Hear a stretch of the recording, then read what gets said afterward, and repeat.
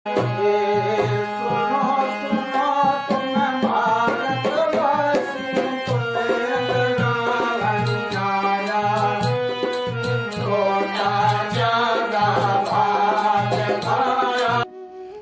साहेब साहेब गुरु तेरा ही आश्रम। बच्चों, एक रहस्यजनक बात बताना चाहूँगा। इस विषय को बड़े गौर से सुनना और समझना है। हम अपनी मृत्यु को नियंत्रित कर सकते हैं, काबू कर सकते हैं, नियंत्रण में ले सकते हैं,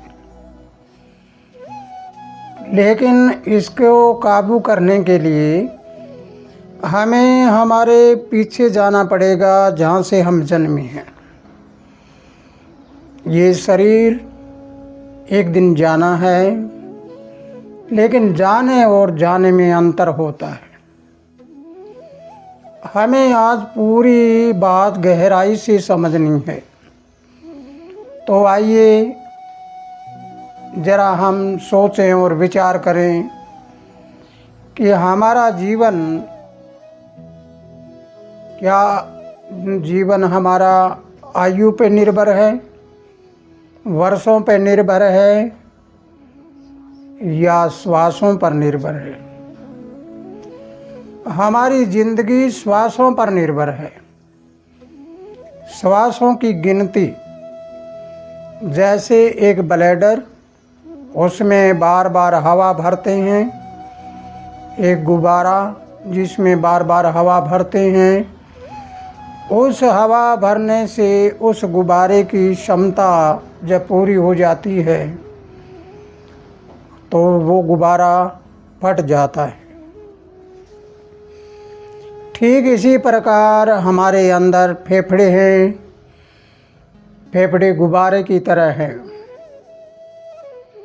जब हम श्वास लेते हैं तो वे फैलते और सिकुड़ते हैं। अब जब ये फैलते और सिकुड़ते हैं तो आप सोचिए इनकी फैलने और सिकुड़ने की क्षमता कितनी होगी। ये कितनी बार फैल और सिकुड़ सकते हैं। इसके बारे में हमें अगर पूरी तरह से जांच करके देखना हो तो अपने खुद का अध्ययन करके देखें। दूसरे की सुनी सुनाई कभी मत मानें। फेफड़ों में लगभग 1 अरब बार फैलने और सिकुड़ने की शक्ति होती है। अर्थात हम यूँ कहें कि 1 मिनट में लगभग एक स्वस्थ इंसान को 15 श्वास आते हैं। अगर हम इन श्वासों के ऊपर ध्यान लगाना शुरू कर दें,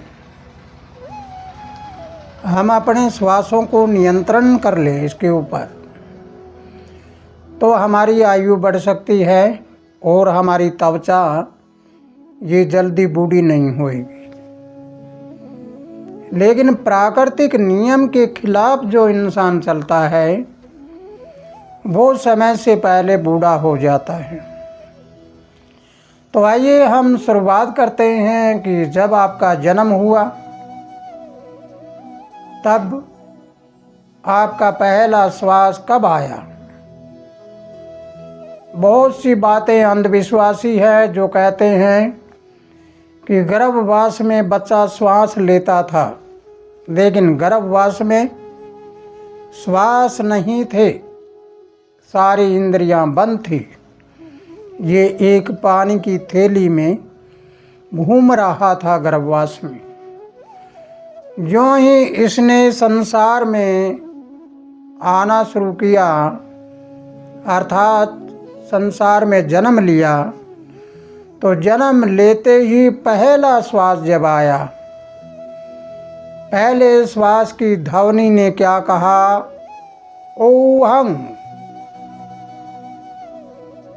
ओम का मतलब है ओम, यानी 3 शक्तियाँ ब्रह्मा विष्णु महेश, और ओम के ऊपर बिंदु लगता है, उसका मतलब है प्राकृतिक वो सत्ता जो शून्य से शुरू होती है, जो बिंदु से शुरू होती है। तो कहा कि ब्रह्मा विष्णु महेश के साथ वो ताकत जुड़ी हुई है।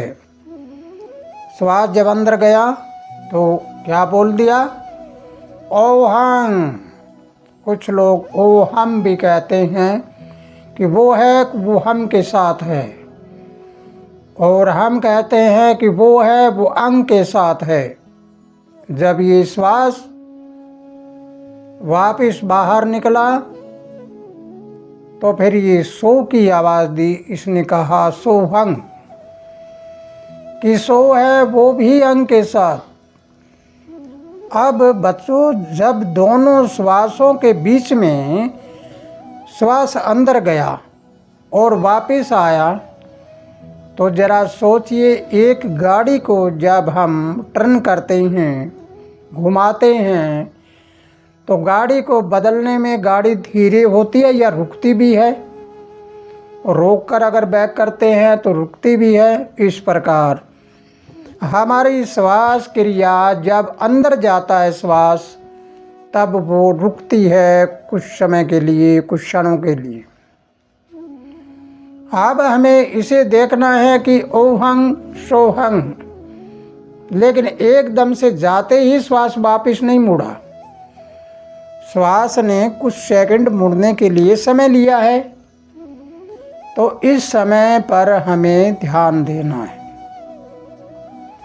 अगर हम इस समय पर ध्यान देते हैं और हमें ये पता लग जाता है कि जब मेरे अंदर जो चीज़ गई और वो वापस आई, तो इसके बीच में हमारे स्पेस है, इसके बीच में विराम है, थोड़ा सा विराम लिया है इसने।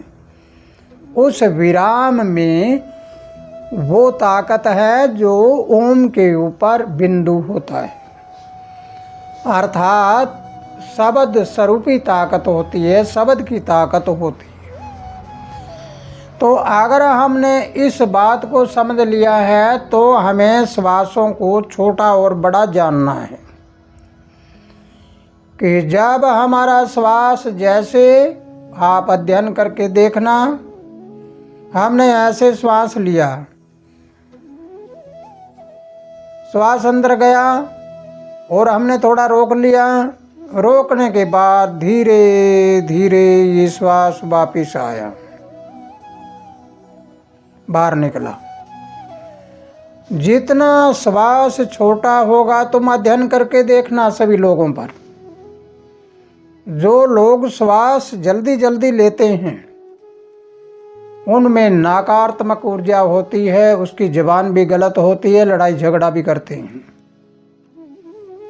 और उनमें अशांति होती है।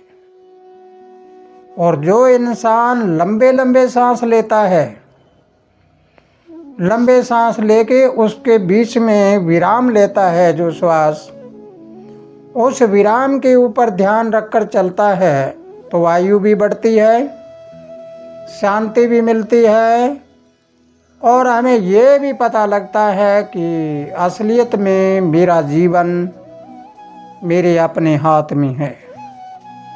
मैं कितने बरस तक जीऊँ, कितने बरस तक रहूँ, ये मेरे अपने हाथ में होता है।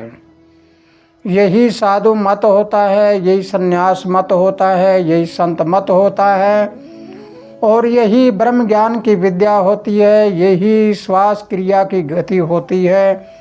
और यही विद्याएं अगर आपको पूरी तरह से समझ आ जाए, तो आपका प्रकृति साथ देना शुरू कर देगी। और जिस इंसान के साथ प्रकृति हो, वो इंसान कभी भी कमज़ोर नहीं होता। कमज़ोर वही होते हैं जिनके श्वास जल्दी जल्दी चलते हैं। क्रोधी और अहंकारी इंसान को देखना, उसकी श्वास क्रिया बहुत जल्दी जल्दी चलती है, एकदम से घबराहट पैदा हो जाती है, शरीर कांपने लगता है और सांस जल्दी जल्दी आने लगते हैं। शांति प्रिय रहने वाला इंसान, कोई भी बात हो जाए वो चुपचाप सुनेगा, सुनने पे ज़्यादा जोर देता है, बोलने पे कम देता है। बोलता है वो बातें बोलता है जिस बातों में सकारात्मक की ऊर्जा पैदा होती है। इसलिए बच्चों, आज तुमने जो बात सुनी है श्वासों के बारे में, इसमें शांति और अशांति, क्रोध और शांति, अहंकार और संस्कार, ये सारी बातें आपके अंदर हैं। तुम्हारे अंदर वो सत्ता विराजमान है जिस सत्ता के कारण आप बहुत बड़े मनोबली और आत्मबली हो सकते हो। तुम्हारे अंदर वो ताकत है जिस ताकत से दुनिया का कोई ताकत तुम्हें हरा नहीं सकती। तुम्हारे वो अंदर वो ताकत है जिसे आप छोटे से छोटे इंसान से हार जाते हो। ये हारना और जीतना, तुम्हारी आयु का संचालन करना, ये तुम्हारे हाथ में। तो बच्चों, इसके अगले चरण में अगली बात आपको बताऊंगा। तब तक के लिए इस वीडियो को बड़े गौर से सुनना है, इसको ज़्यादा से ज़्यादा शेयर करना है, और अभी तक सब्सक्राइब नहीं किया सब्सक्राइब भी करें। और आप वीडियो सुनते ज़रूर हैं लेकिन इसको लाइक नहीं करते। अगर समझ नहीं आती है तो डिसलाइक भी कर दिया करो, कोई बात नहीं है इसमें। अपने विचारों को कमेंट बॉक्स में ज़रूर लिखें ताकि हमें पता लगे कि हमारी बात को कोई सुनकर समझा भी है किसी ने या नहीं। तो अगले चरण में आपको मृत्यु का रहस्य और बताऊंगा। तब तक के लिए इस वीडियो को कई बार सुनें। और तुम्हारे अंदर की एक शक्ति है, तुम्हारे अंदर एक ताकत है, उस ताकत को जगाने का रहस्य धीरे धीरे करके लगातार बताता चलूँगा। इसी के साथ खुशहाल रहो, आनंद करते रहो। सत साहे। साहेब गुरु तेरा है।